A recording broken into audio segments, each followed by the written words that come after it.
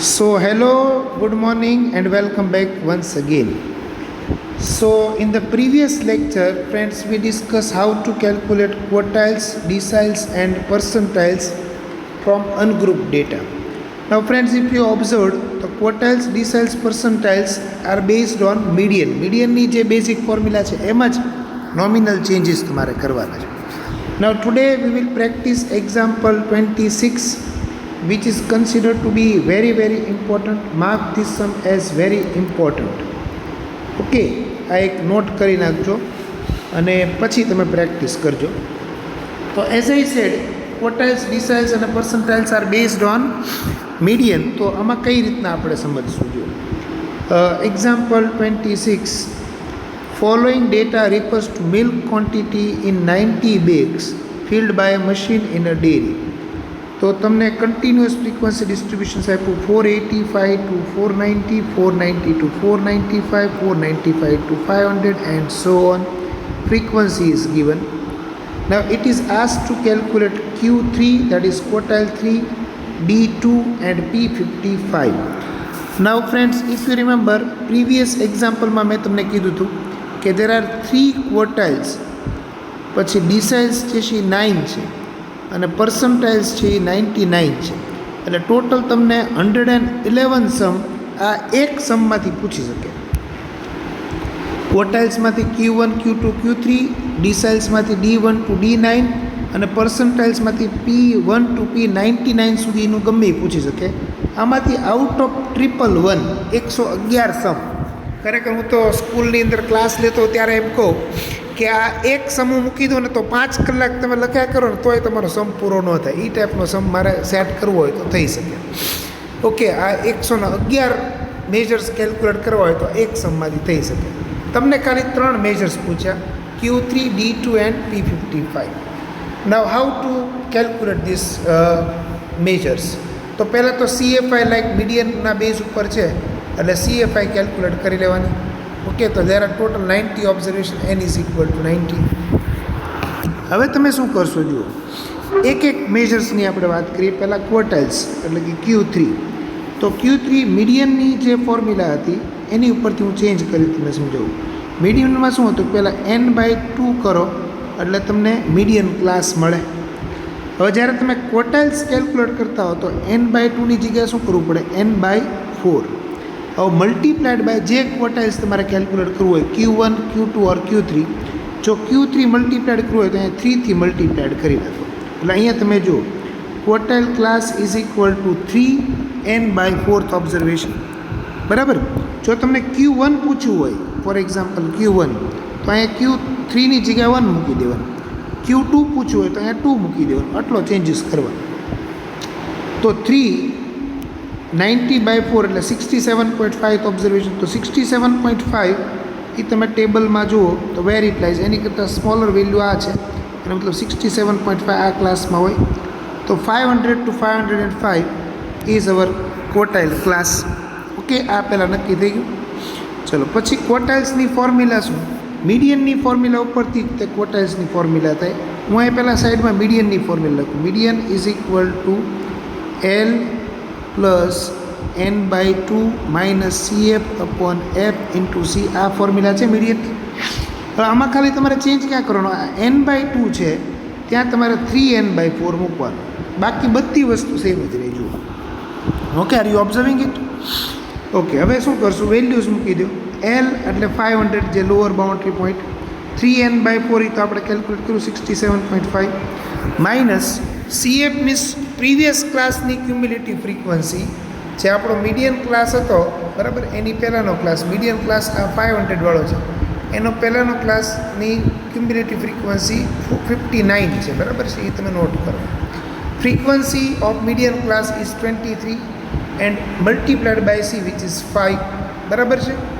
આ રીતના જ તમે વેલ્યુ મૂકી દો. બસ, પછી મીડિયનની જેમ તમે સિમ્પ્લિફાય કરો, તમારો આન્સર ક્વોટાઇલ 3નો મળી ગયો 501.85. બરાબર? મેથેમેટિકલ પાર્ટ હું નથી સમજાવતો, કન્સેપ્ચ્યુઅલ પાર્ટ જ તમે સમજો.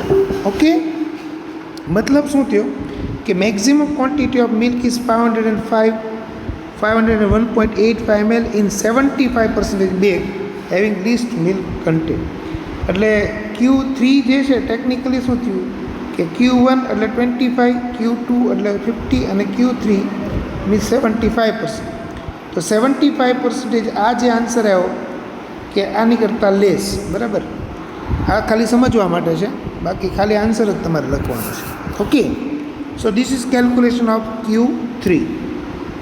હવે તમને એવું પૂછું calculate deciles 2. Okay, for decile 2. તો અગેન મીડિયનના બેઝ ઉપર જ જાઓ. મીડિયનની ફોર્મ્યુલા શું? તો કે n/2th ઓબ્ઝર્વેશન્સ આમ છે. Median is equal two n/2th observations. Okay, તો તમે જ્યારે ડિસાઇલ્સ કેલ્ક્યુલેટ કરતા હો તો ડિસાઇલ્સ ઇઝ ઇક્વલ ટુ જે n/10 લખવાનું હોય, 2ની જગ્યાએ 10 લખવાનું. અને જે સ્ટેન્ડ ફોર કેટલામું ડિસાઇલ્સ તમારે જોઈએ છે, first, second, third, fourth, fifth, 6, 7, 8, 9. અહીંયા તમને D2 કીધું તો અહીંયા 2 મૂકવાનું. એટલે 2n કેટલા છે 90/10th ઓબ્ઝર્વેશન્સ આમ થાય. તમે ચેક કરો તો 18th ઓબ્ઝર્વેશન્સ તમારે ટેબલમાં જોવાનું. 18th ઓબ્ઝર્વેશન્સ ક્યાં આવે છે તો 26માં આવે. આની અંદર જુઓ 18. તો આ 490 to 495 એ તમારો ક્લાસ થયો. એની પહેલાંના ક્લાસની ફ્રીક્વન્સી CF5 થઈ, એ ક્લાસની ફ્રીક્વન્સી F21 થઈ. બસ આ રીતના નક્કી કરી. ઓકે, પછી તમે વેલ્યુઝ મૂકો. તો સેમ ફોર્મ્યુલા જે ક્વોટાઇલમાં સમજાવી એ જ તે મીડિયનની ફોર્મ્યુલા ઉપરથી. તે ઇન્ટરેસ્ટિંગ ઇઝ દેટ મીડિયનની ફોર્મ્યુલા ફરી વાર લખું જુઓ કે L + n/2 - CF/F × C આ ફોર્મ્યુલા છે. તો માત્ર તમારે ક્યાં ચેન્જ કરવાનો? n/2ની જગ્યાએ 3 અથવા 2 અહીંયા સેકન્ડ ડિસાઇડ છે એટલે 2n/10 મૂકો, બાકી બધું સેમ, બરાબર. તો 490 પછી 18, 5, 21 હમણાં સમજ્યું અને 5 કેલ્ક્યુલેશન્સ કરો તો તમારું D2 આવ્યું 493.1. તો આમાં તમને D2 પૂછ્યું પણ D1 પૂછી શકીએ, D3 પૂછી શકીએ, D4 and so on, D9 સુધીનું કંઈ પણ પૂછી શકે. બધામાં એક સરખી પેટર્ન જ થશે કેલ્ક્યુલેશન્સ કરવાની, કંઈ પણ ચેન્જ નહીં થાય. ખાલી જેટલામાં ડિસાઇલ્સ હોય એ વેલ્યુ તમારે મૂકતી જવાનું, બરાબર. ચલો, સિમિલરલી પર્સન્ટાઇલ તો P55. તો પર્સન્ટાઇલ્સ છે એટલે n/100થી ડિવાઈડ કરવાનું. અને આગળ જે એટલે જેટલામાં પર્સન્ટાઇલ્સ તમારે જોતું હોય, પર્સન્ટાઇલ્સની અંદર P1થી લઈને P99 સુધીનું મેં સમજાવ્યું એ પ્રમાણે હોઈ શકે. તો P55 તમને પૂછ્યું તો અહીં 55 મૂકી દો n/100. તો 49.5 ઓબ્ઝર્વેશન્સ. અગેન ટેબલની અંદર જો કે 49.5 એ કઈ જગ્યાએ આવશે તો 49.5 એ આ ક્લાસમાં આવ્યું. તો 495 to 500 એ પર્સન્ટાઇલ ક્લાસ થઈ ગયો. એના ક્લાસની આગળની ફ્રીક્વન્સી એટલે CF થઈ ગઈ. આ 30થી એ F થઈ ગયું. બધી વેલ્યુઝ આપણે મળી ગઈ, બરાબર છે. બસ હવે એ વેલ્યુ મૂકી અને તમે મેઇન ફોર્મ્યુલા મૂકો.